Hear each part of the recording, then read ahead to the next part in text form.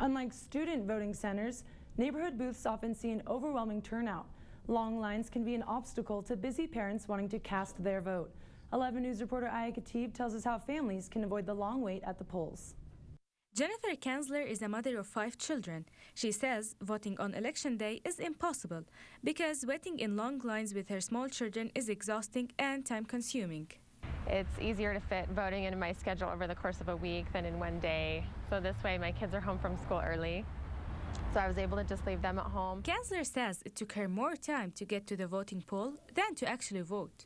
Provo city officials say if people come prepared with their ID and documents ready, they will finish faster and save time for others in line. The Provo deputy mayor says an alternative for voting on election day is voting by mail. All it takes is a ballot request, and people will have 2 weeks to return their vote privately. Corey Norman also says early voting is a good idea. There were plenty of times that I here at the city center where we had a polling location where there wasn't a line, and there would be our folks that would be down there for hours and no one would come. The deputy mayor says the busiest times for voting tomorrow are going to be about early mornings, during lunch hours, and in the late afternoons. Volunteers say the least crowded time to hit the voting polls is between 2 and 3 p.m. because most people are working. Polls close at 8 o'clock tonight. In Provo, Aya Khatib, 11 News.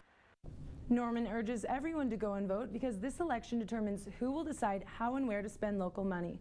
He says the biggest influence your vote can have is at the city level.